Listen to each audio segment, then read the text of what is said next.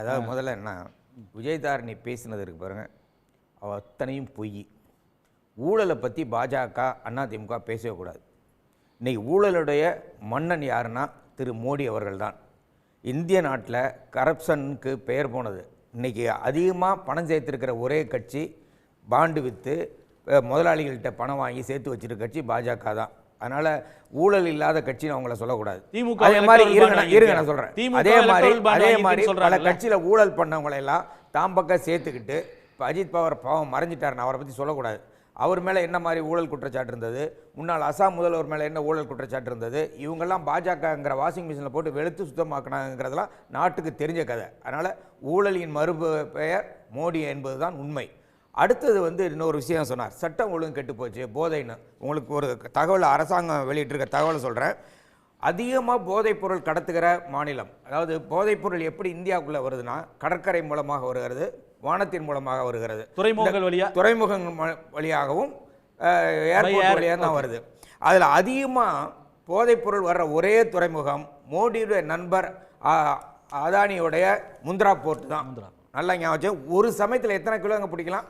இப்போ அண்மையில் கூட 23 கிலோ நம்ம ஏர்போர்ட்டில் பிடிச்சாங்க. ஒரே சமயத்தில் 3000 கிலோகிராம் போதைப்பொருள் பிடிக்கப்பட்டது முந்த்ரா போர்ட்டில் தான். அது நல்லா ஞாபகம் வச்சுங்க. அதே மாதிரி போதைப்பொருள் அதிகமாக இருக்கிறது அல்லது சூசைடு அதிகமாக இருக்கிறது எல்லாமே மகாராஷ்டிரா, மத்திய பிரதேஷ் போன்ற மாநிலங்கள் தான். மகாராஷ்டிரா தான் போதைப்பொருள் நம்பர் 1. தமிழ்நாடு இந்த போதைப்பொருளை பிடிப்பதிலையும் அந்த வழக்குகள் தொடுப்பதிலும் முன்னிலை இருக்கிறது. அதே மாதிரி போஸ்கோ வழக்குகள், போஸ்கோ குழந்தைகளுக்கு எதிரான செக்ஸுவல் சீண்டலில் அதிகமாக இருக்கிற மாநிலம் மத்திய பிரதேசம், மகாராஷ்டிரா. அது நம்பர் ஆஃப் கேசஸையும் நீங்கள் கணக்கு போட்டு பார்த்தீங்கன்னாலும் குறைவாக இருக்கிற மாநிலம் தமிழ்நாடு. அதனால் மேடம் அதை மறக்காமல் ஞாபகம் வச்சுக்க சொல்லுங்கள். அடுத்து இன்னொரு விஷயம், உதய் திட்டம் கொண்டு வந்தது யார்? மத்திய அரசாங்கம். இப்போ ஒரு சட்டம் கொண்டு வர போகிறாங்க அடுத்த பாராளுமன்ற கூட்டத்தில். என்னன்னா, இனிமேல் மாநில அரசாங்கத்துக்கு எலக்ட்ரிசிட்டி போர்டு மின்சார உற்பத்தியிலையோ விநியோகத்தில் எந்த உரிமையும் இல்லாமல் ஒரு சட்டம் வரப்போகிறது. அப்போ யார் ஏற்றுறாங்க? இதெல்லாம் மத்திய அரசாங்கம் தான். அதனால் மாநில அரசாங்கத்தை அதில் எந்த பொறுப்பும் கிடையாது. இப்போ அது கொண்டு வர போகிறாங்க. அதுக்கும் எடப்பாடியும் விஜயதாரணியும் சேர்ந்து தான் கை தூக்குவாங்க. இப்போ நான் அதுக்கும் போகல. இப்போ ஒரு முக்கியமான விஷயத்தை பேசியாகணுங்க. தமிழ்நாட்டு முதலமைச்சர் 3 முக்கியமான விஷயங்களை பேசியிருக்கிறார். 1, மொழி. அது தாய்மொழி. ஒரு தாய்மொழியை அழித்தால் அந்த சமூகத்தை அழித்து விடலாம் என்று நினைக்கிறார்கள். அதற்கு எதிரானவர்கள் நாங்கள், மொழிக்காக நாங்கள் போராடுவோம் என்று சொல்லியிருக்கிறார்கள். அடுத்த முக்கியமான இது சமூக நீதி. இந்த சமூக நீதி வரலாறு இருக்கு பாருங்க. 1919 தமிழ்நாட்டில் தான் வழிகாட்டப்பட்டது. அந்த சமூக நீதியின் காரணமாகத்தான் இன்னைக்கு விவசாய மகன், தச்சன் மகன், இன்னைக்கு எல்லாருமே சாதாரண குடும்பத்தில் பிறந்தவனெல்லாம் இன்னைக்கு அரசியல் அதிகாரம் பெறுகிற அளவுக்கு உயர் பதவியிலே வந்திருக்கிறார்கள். அதனால சமூக நீதியை காப்பாற்றுவோம் என்றும் சொல்லியிருக்கிறார். அதே மாதிரி பல்வேறு திட்டங்களை தமிழ்நாடு தீட்டி இருக்கிறது. அவங்க எந்த புள்ளி வரத்தையா சொல்லுங்க. அவங்க டபுள் என்ஜின் சொன்னாங்கல்ல, அந்த டப்பா என்ஜின் எல்லாம் என்ன சாதித்து இருக்கிறாள் என்று கேளுங்கள். அதாவது மனிதவள மேம்பாட்டில் முன்னிலையில் இருக்கிற மாநிலம் தமிழ்நாடு. இதெல்லாம் நம்ம சொல்ற புள்ளி வரும். நம்பர் 1 பொருளாதாரம் மகாராஷ்டிரா தானே. நம்பர் 1 பொருளாதாரம் மகாராஷ்டிரா. ஆனா நாம வந்ததுக்கு அப்புறம் 2வது பொருளாதாரமா வந்திருக்கிறோம். தனி மனித வருமானத்தில் யார் 3,69,000 ரூபாய் சம்பாதித்து கொடுத்த மாநிலம் இது? இந்திய நாட்டோட 2,60,000 தான். ஆனால் தமிழ்நாட்டிலோட தனி மனித வருமானம் 3,60,000 மேலே. அப்போ இது எப்படி முடிஞ்சது? தொழிற்சாலைகள் அதிகமாக இருக்கிற மாநிலம் எது? அப்போ மகாராஷ்டிரா, இப்போ தமிழ்நாடு. அப்போ இது மாதிரி பல்வேறு திட்டங்கள். மதிவாணன் பேசுகிற பொழுது சொன்னார் அல்லவா, பெண் கல்வியில் முதல் மாநிலம் எது? தமிழ்நாடு.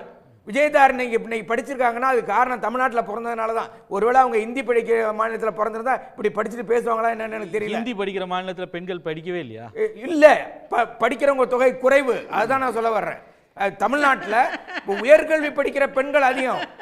சராசரி இந்திய நாட்டில் 28%, தமிழ்நாட்டில் கிட்டத்தட்ட 50%. அது நீங்க கிராஸ் என்ரோல்மென்ட் ரேஷியோ சொல்றீங்க 47%. விஜயதாரணியை குறுக்கிடுறாங்க. என்ன விஜயதாரணி? அதான் ஹிந்தி மாநிலத்தில் யாருமே படிக்கவே இல்லை சார். பாவம், ஒரு டேட்டாவும் தெரியாம பேசிக்கிட்டே இருக்காரு. இல்ல அதிகம்னு சொன்னாரு. தமிழ்நாட்டில் IAS IPS ஆபீசர்ஸ் இருக்காங்க, மறந்துட்டு பேசுறாரு. எத்தனை பேர் வட மாநிலங்கள்ல படிச்சவங்க இங்க எத்தனை பேர் ஆபீசர்ஸ் இருக்காங்க?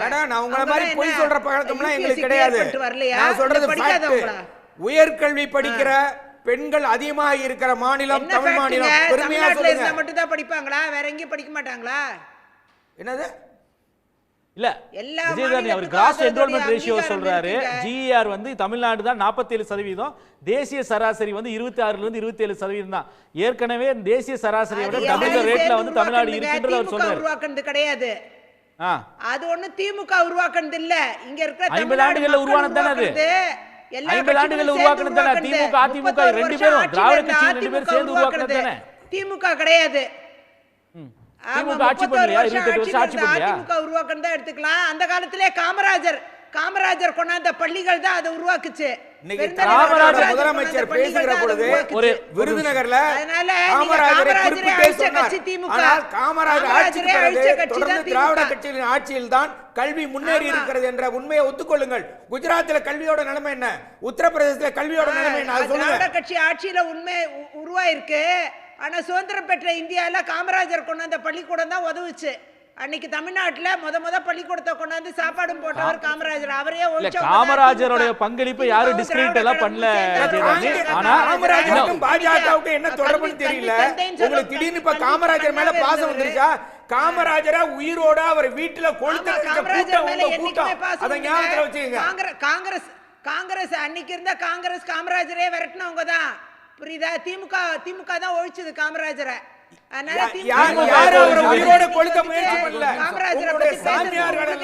டெல்லியில ஊர்வலம் போய் காமராஜர் வீட்டுக்கு நெருப்பு வச்சாங்க. அப்படி நெருப்பு வச்சப்ப காமராஜரோட உதவியாளர் காமராஜரை தனி அறையில் அடைத்து காப்பாற்றினார். காமராஜரை மட்டுமல்ல, அம்பேத்கருக்கு விஷம் கொடுக்க நினைத்த கூட்டம் உங்கள் கூட்டம். அதே போல கற்பூரி தாகூரை தாக்கிய கூட்டம் உங்கள் கூட்டம். சமூக நீதிக்காக, கல்விக்காக,